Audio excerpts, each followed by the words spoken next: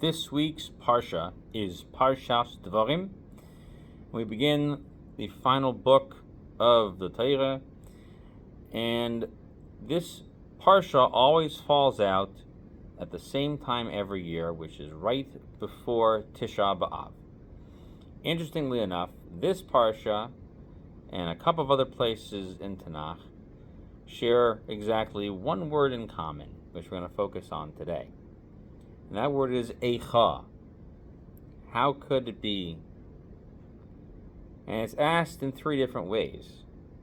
It's asked here in Parshas Devarim, as Moshe Rabbeinu begins his discussion and veiled rebuke of the Jewish people. It's mentioned in Yeshayahu in a similar vein. It's also mentioned in a very similar same book called Eicha. How could it be? So let's take a look at these three psukim so that we have an idea of what we're discussing, and then we'll look at a medrash of the rabbis that talks about these three psukim, and we'll try to understand why it's important that this matter of rebuke, the idea of using how could it be, is an important part of understanding our relationship with HaKadosh Baruch Hu, with the land of Israel, and with our leaders in general. So Moshe Rabbeinu, he's talking to the Jewish people, and this is towards the beginning, actually a machlokas if it's the beginning of the second Aliyah or not. He says that basically that we've been very, very blessed. Right? Here we are like the stars of the heaven. Okay, again we're in the very first few lines. And he says, oh, and he's blessed you significantly.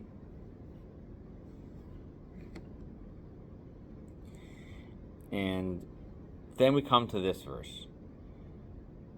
Eicha esa levadi tarchechem musa'achem v'rivechem.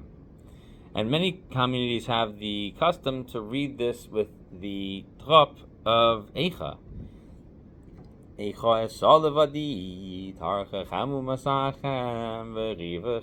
some people don't do that because it sounds like you're engaging in mourning on Shabbos.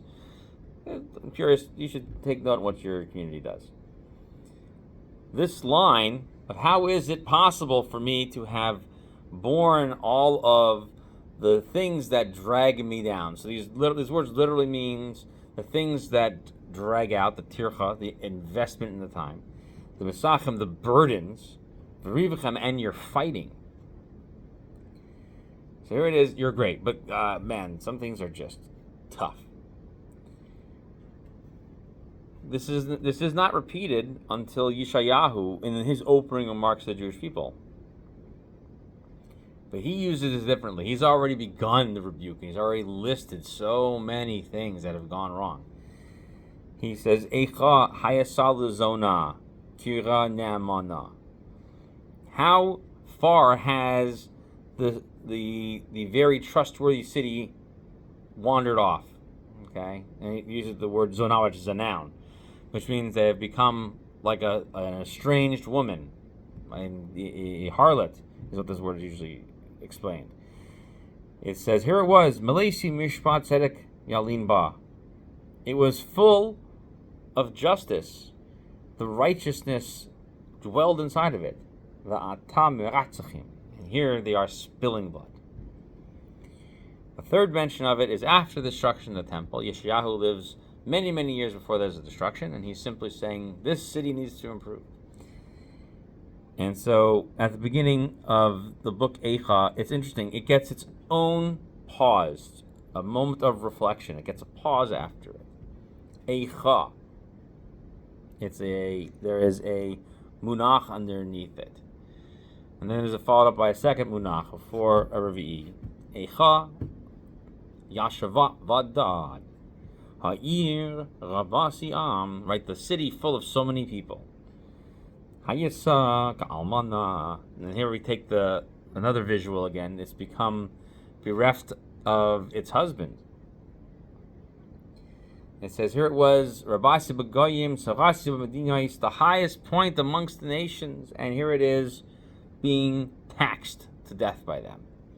So let's take a look and see what this has to do with each other, this word Eicha. So there is an interesting midrash. This is actually the midrash on Eicha. It is the first midrash in Eicha. And so this is quoted over here as one of the first things in it. This is the first in the midrash itself, not the actual introduction. The introduction to Eicha is kind of cool. It's a fun story about all of the historical heroes of Jewish people arguing about can we save the Jewish people and so on. Fantastic story. Just reading it in translation is amazing. It's part of it's part of the introduction to Eicha. It's a fabulous story. So the Midrash says the following. The first Midrash in Midrash on Lamentations, quoting the words Eicha Yashava. So the Midrash says 3 prophesied with the language of Eicha: Moshe, Yeshayahu, and Yirmiyahu. Okay, so and Yirmiyahu is credited as the author of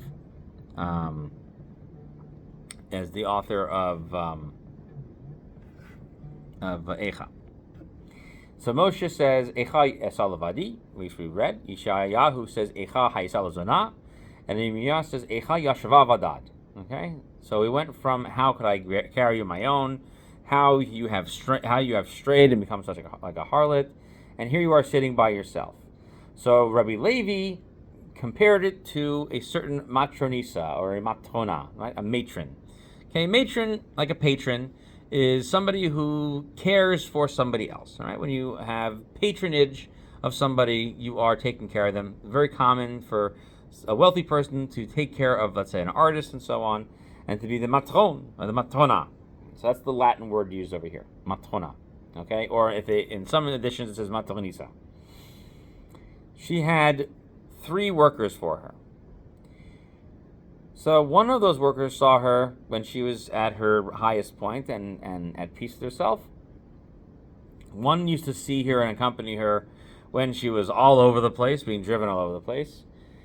And one saw her at some of her lowest points and greatest degradation. That's what Moshe Rabbeinu saw. Here he saw the Jewish people in all of their greatness, in all of their honor, and all of their peace. Okay, and then he said, Eicha esalavadi terchem. How am I supposed to deal with all of your problems? Yeshayahu saw them in their travails. And he says, right, because during his time period, Chizkiyahu was being attacked by the Assyrians, and they were able to thank God to remain safe. And he says, Eicha hayasalazona. And then Yirmiyah, he saw them at their lowest point, and he says, Eicha yashava. Okay, so he says, this is the beginning statement. It continues on. That's the opening statement of it. Is these 3 people saw it like this. So there's an idea. There's a connection between all of them. That these are the 3 states in which the prophets see them, and yet they still say, how is it? How could this be? How could this be?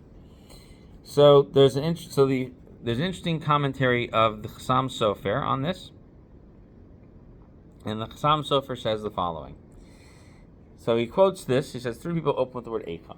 And he asks the question, was it so bad for Moshe to say that, that they were, dragging things out? He said they were also dragging things out for judges, for judgment. Okay, and they don't seem like they'd be a real trustworthy group of people, much like you want to trust a professional to do something right. And why would you, if they're so busy fighting like this, why would you trust them to not be deceitful and be stealing things and so on? And if that was the generation of the Midbar, people who lived at that time, well, of course, every generation afterwards, it shouldn't have been a shock. So then, why is Yeshayahu shocked? How could it be, right? When were they ever trustworthy, according to this? And when were they ever full of justice and righteousness was living in it? And Yeshayahu himself says that he says they are themselves a group of people that are straying from the path, and that they are a collection of thieves. And then following it up, Yirmiyah, right? He says how poor they sit by themselves. They used to be the greatest among the nations. And here's the explanation, says the Chasam Sofer. He says, because of how righteous and trustworthy they were, the non-Jewish world accepted them as being princes amongst themselves. And when was that? That already goes all the way back to Yeshayahu. But at that point, that's when the trust in the leadership began to break.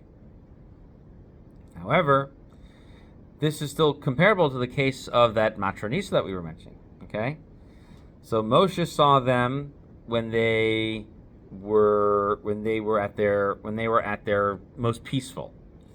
Okay, and every single little type of flaw and little sin. So, he called that your burdens and your strife. But Yeshayahu, he saw them with all types of travail. And those little things that we thought were in the day of Moshe were small things. They were considering those things to be righteous and just. All right, and that was something that was so trustworthy. The seal of approval, the good housekeeping seal of approval. And nonetheless, they were still meant to be the most impressive amongst the nations. Okay, because they were even worse than how the Jews behaved. And nonetheless, Yirmiyah goes ahead and sees them at their very lowest point, where they weren't even worthy of being accepted by the nations of the world.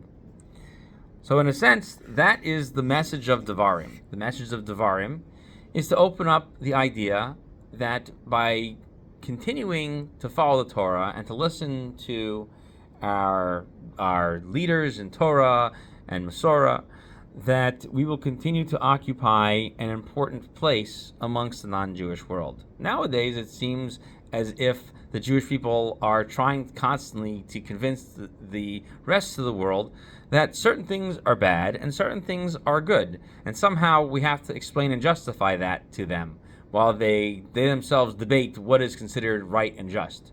And it should not be that way. But why do we have to experience that feeling of not having moral superiority when we see clearly, according to the days of Moshe, we had clarity and superiority?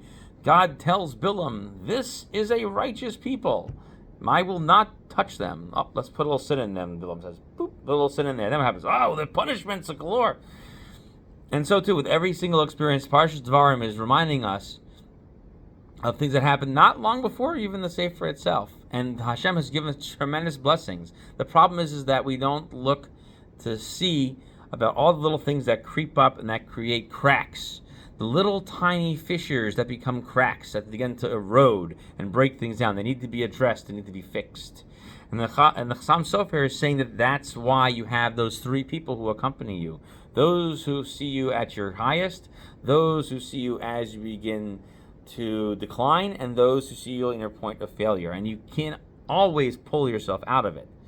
But the point is that that's why Eicha is repeated in those three instances. The idea was you didn't take note of the things that could erode you in your greatest successes. Take note of the small things. Fix them while you can. Notice them now and deal with them now. And so Parshas Devarim is all about that.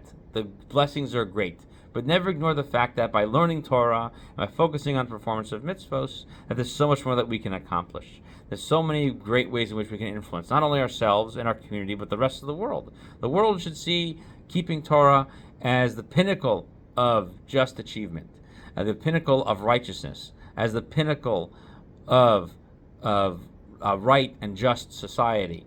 And that would be the truth and justice that the world looks for. And they would look to the Jewish people for that. So therefore, every small detail must be addressed. We regularly learn through the work Shmiras Halashon of the Chafetz Chaim. And he says there in Shmiras Halashon, in the first section, he says how important it is to focus on even the smallest details of this, because The more you are attuned to it, the greater it is likely that we are fulfilling the Torah correctly, and the reward is constant with the effort that's put into it. And so therefore we can extend that over to here as well, that by looking at all the ways that we can improve justice and righteousness and not look like we are unfaithful workers or a collection of thieves, and therefore we can achieve the highest levels by fully committing to the Torah, its learning, and its laws. And I wish everyone a good Shabbos.